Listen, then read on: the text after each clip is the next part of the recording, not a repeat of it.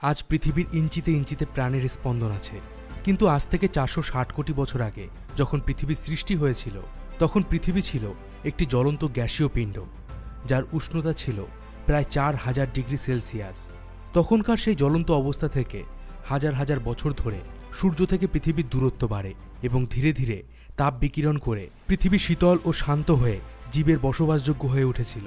বিজ্ঞানীদের মতে বর্তমানে পৃথিবীতে মোটামুটি প্রায় 3 কোটি প্রজাতির জীব আছে, যাদের মধ্যে মাত্র 16 লক্ষ প্রজাতিকে আবিষ্কার করা গেছে। কিন্তু এবার প্রশ্ন হলো, পৃথিবীতে জীবের সৃষ্টি কিভাবে হয়েছিল, আর কেন শুধুমাত্র পৃথিবীতেই প্রাণের উৎপত্তি হলো? কেন মঙ্গল গ্রহ বা চাঁদে জীবন নেই? বন্ধুরা, আজ ইতিহাসের এমন এক বিষয় নিয়ে আলোচনা করব যা আপনি এর আগে হয়তো কখনো শোনেননি, তাই ভিডিওটি অবশ্যই দেখুন। আর চ্যানেলে নতুন হলে অবশ্যই সাবস্ক্রাইব করে দিন নতুন ভিডিওর আপডেট সবার আগে পেতে। আজ থেকে প্রায় 460 কোটি বছর আগে যখন পৃথিবী সৃষ্টি হয়েছিল তখন তা ছিল একটি উত্তপ্ত আগুনের গোলা যা মহাকাশে ভেসে বেড়াচ্ছিল। তখন পৃথিবীতে চারিদিকে ছিল শুধুই লাভা, তখন কোনো মাটি ছিল না। এছাড়া তখন মহাকাশ থেকে অনবরত উল্কাপাত হতো এবং এই প্রক্রিয়া অনেক সময় ধরে চলেছিল। অনেক দিন ধরে মহাজগতে ভেসে বেড়ানোর পর এই গ্যাসীয় পিণ্ডটি অর্থাৎ পৃথিবী একটি গোলাকার রূপ ধারণ করেছিল এবং তার একটি উপগ্রহ যার নাম চাঁদ সেটি সৃষ্টি হয়েছিল। এই চাঁদ সৃষ্টিরও একটি আশ্চর্য ইতিহাস আছে যা অন্য কোনো ভিডিওতে আপনাদেরকে জানাবো। পৃথিবীর সৃষ্টির সময় থেকেই পৃথিবীর কেন্দ্র ভারী পদার্থ যেমন লোহা, নিকেল প্রভৃতি দ্বারা গঠিত হয়েছিল এবং পৃথিবীতে মাধ্যাকর্ষণ শক্তিও ছিল, যার প্রভাবে পৃথিবীর আকর্ষণে মহাকাশের অনেক ছোট ছোট বস্তুসমূহ পৃথিবীর সঙ্গে যুক্ত হতে শুরু করে এবং তাতে পৃথিবীর আয়তন আগের তুলনায় অনেকটা বৃদ্ধি পায়। কিন্তু তখনও পৃথিবীতে প্রাণের সৃষ্টি হয়নি এবং প্রাণের বসবাসযোগ্য পরিবেশও তৈরি হয়নি, কারণ তখনও পৃথিবী একটি জ্বলন্ত আগুনের গোলা ছিল। সে সময় পৃথিবীতে অক্সিজেনের কোনো অস্তিত্ব ছিল না। তাপমাত্রা অনেক বেশি হওয়ার কারণে জল ছিল বাষ্পরূপে। এরপর পৃথিবীর তাপমাত্রা কোটি কোটি বছর ধরে ধীরে ধীরে কমতে শুরু করে। এর ফলে জলীয় বাষ্প ঘনীভূত হয়ে সৃষ্টি করে জলকণা এবং এই জলকণা বৃষ্টিরূপে আমাদের পৃথিবীতে নেমে আসে, যা পৃথিবীতে জীবের সৃষ্টির প্রথম ধাপ ছিল।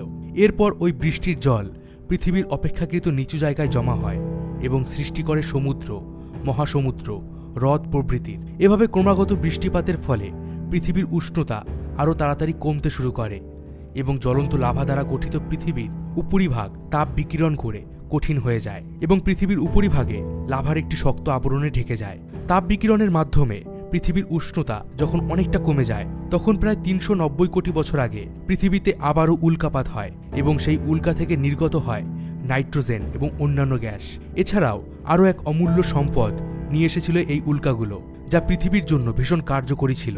আর এই অমূল্য সম্পদটি হল খনিজ পদার্থ এবং এই খনিজ পদার্থগুলো সমুদ্রের লাভা মিশ্রিত উত্তপ্ত জলে মিশতে শুরু করে। এছাড়াও তখন পৃথিবীর বায়ুমণ্ডলে কার্বন, হাইড্রোজেন প্রভৃতির সাথে কিছু বিষাক্ত গ্যাস উপস্থিত ছিল। তবে এখনও পর্যন্ত বায়ুমণ্ডলে অক্সিজেন উপস্থিত ছিল না। এবার প্রশ্ন হলো, অক্সিজেন কিভাবে বায়ুমণ্ডলে এলো? বায়ুমণ্ডলে উপস্থিত থাকা বিভিন্ন অণুগুলো পৃথিবীর তাপমাত্রা, চুম্বকত্ব এসবের প্রভাবে একে অপরের সঙ্গে যুক্ত হয়ে কতগুলো সাধারণ অণু যেমন মিথেন, অ্যামোনিয়া, কার্বন মনোক্সাইড এবং জল তৈরি করে। এরপর এই অণুগুলো সূর্য থেকে আসা অতিবেগুনি রশ্মি, বজ্রবিদ্যুৎ থেকে পাওয়া তড়িৎ শক্তি, মহাজাগতিক কসমিক রে এইসব উৎস থেকে প্রাপ্ত শক্তি দ্বারা একে অপরের সঙ্গে রাসায়নিক বিক্রিয়ার মাধ্যমে তুলনামূলক বড় জটিল অণু যেমন amino acid, fatty acid, নিউক্লিও acid ইত্যাদি তৈরি করে এবং এভাবেই তৈরি হয় তুলনামূলক বড় জটিল জৈব যৌগের। পৃথিবীর উষ্ণতা এই সময় অনেকটা কম থাকলেও সমুদ্রের জল উত্তপ্ত লাভার সংস্পর্শে থাকার কারণে তার উষ্ণতা ছিল অত্যধিক। রাসায়নিক বিক্রিয়ার ফলে তৈরি হওয়া বড় জটিল জৈব যৌগগুলো এই উত্তপ্ত খনিজ মিশ্রিত জলে যুক্ত হতে থাকে, ফলে তাদের ঘনত্ব আরও বাড়তে থাকে এবং একই রকম অণুগুলো পরস্পরের সাথে যুক্ত হয়ে বড় বড় শৃঙ্খল তৈরি করে, যা পলিমার নামে পরিচিত। এই পলিমারাইজেশন প্রক্রিয়ার ফলে তৈরি হয় প্রোটিন, ফ্যাট, নিউক্লিওটাইড, পলিস্যাকারাইড, যা পৃথিবীতে প্রাণ সৃষ্টির জন্য ভীষণ গুরুত্বপূর্ণ উপাদান ছিল। এরপর বড় জটিল জৈব যৌগগুলো একে অপরের সঙ্গে মিলিত হয়ে জৈব যৌগের একটি বড় বড় দলা তৈরি হতে থাকে। এই সময় নিউক্লিয় অণু থেকে তৈরি হয় আরএনএ এবং ওই জৈব যৌগ দলার মধ্যে আরএনএ প্রবেশ করার ফলে তৈরি হয় প্রোটোসেল। এই প্রোটোসেল থেকেই তৈরি হয় পৃথিবীর প্রথম প্রাণ, যা হলো আদিকোষ বা প্রোক্যারিওটিক কোষ। এই আদিকোষগুলো বায়ুমণ্ডলের একটি উপাদান শোষণ করে নিজেদের খাদ্য তৈরি করতে পারত। বায়ুমণ্ডলের এই উপাদানটি হল কার্বন ডাই অক্সাইড। এরপর এই শোষণ করা কার্বন ডাই অক্সাইড দিয়ে সালোক সংশ্লেষ প্রক্রিয়ায় নিজেদের খাদ্য প্রস্তুত করত। আর ওই কোষগুলো থেকে একটি বর্জ্য পদার্থ নির্গত হতো এবং সেই বর্জ্য পদার্থই বর্তমানে পৃথিবীর মহামূল্যবান প্রাকৃতিক সম্পদ অক্সিজেন। এই প্রক্রিয়ার প্রভাবে প্রায় 200 কোটি বছর ধরে পৃথিবীতে অক্সিজেনের পরিমাণ বিপুল পরিমাণে বৃদ্ধি পায়।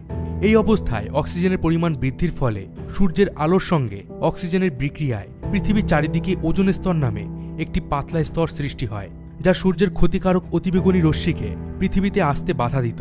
এ সময় পৃথিবীতে আরও এক আশ্চর্য ঘটনা ঘটে, যা পৃথিবীর অবস্থাকে আরও বদলে দেয়।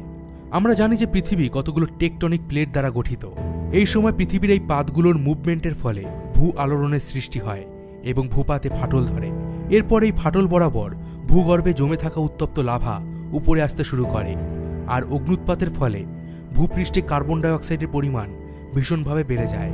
এই বিপুল পরিমাণে কার্বন ডাই অক্সাইডের প্রভাবে পুরো পৃথিবী ঘন মেঘে ঢেকে যায় এবং এই মেঘ থেকে পৃথিবীতে ক্রমাগত অ্যাসিড বৃষ্টি হতে থাকে, যা পাথরের উপর একটা মোটা ও শক্ত আবরণের সৃষ্টি করে।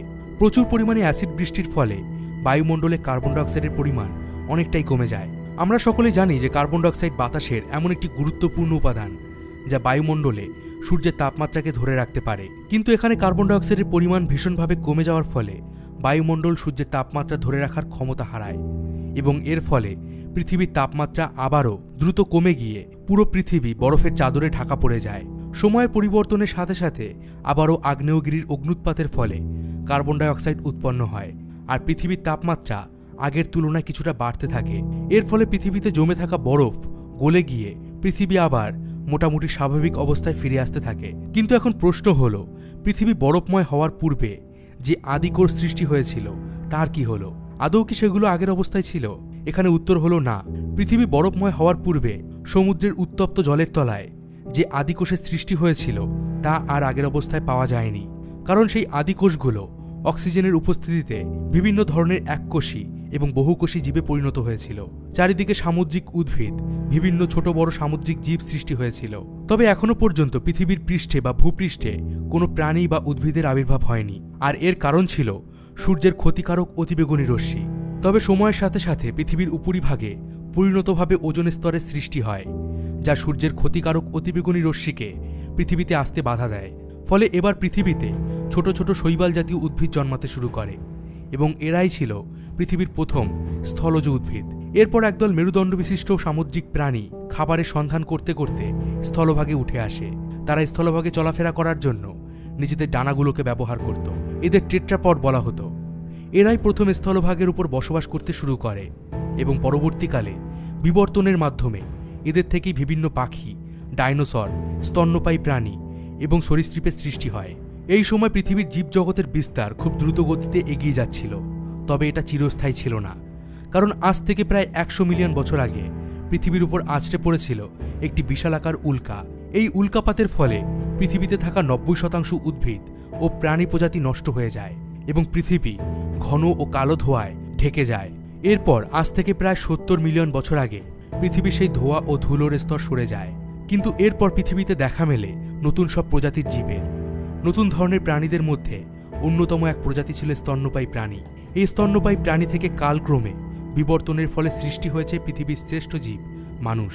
এছাড়াও সৃষ্টি হয়েছে হাজার হাজার নতুন প্রজাতির উদ্ভিদ ও প্রাণীর, যারা বর্তমানে পৃথিবীতে রাজ করে চলেছে। এবার প্রশ্ন হলো, কেন শুধুমাত্র পৃথিবীতেই জীবন আছে? কেন মঙ্গল বা চাঁদে প্রাণের সন্ধান পাওয়া যায়নি? বন্ধুরা, এর প্রধান কারণ হলো পৃথিবীর সৃষ্টির পর পৃথিবীর চারিদিকে যে বায়ুমণ্ডলের সৃষ্টি হয়েছিল তা কিন্তু মঙ্গল বা চাঁদের ক্ষেত্রে হয়নি, আর সঠিক বায়ুমণ্ডলের অভাবে প্রাণের সৃষ্টি সম্ভব হয়নি। তো বন্ধুরা, আজকের ভিডিওটি এই পর্যন্তই। একটি জ্বলন্ত গ্যাসীয় পিণ্ড থেকে পৃথিবীর আজকের এই বিপুল জীববৈচিত্র্যময় হয়ে ওঠার ইতিহাস কেমন লাগলো কমেন্ট বক্সে জানাতে ভুলবেন না। যদি ভিডিওটি ভালো লেগে থাকে তাহলে অবশ্যই একটি লাইক করে দিন আর বন্ধুদের সঙ্গে শেয়ার করে দিন।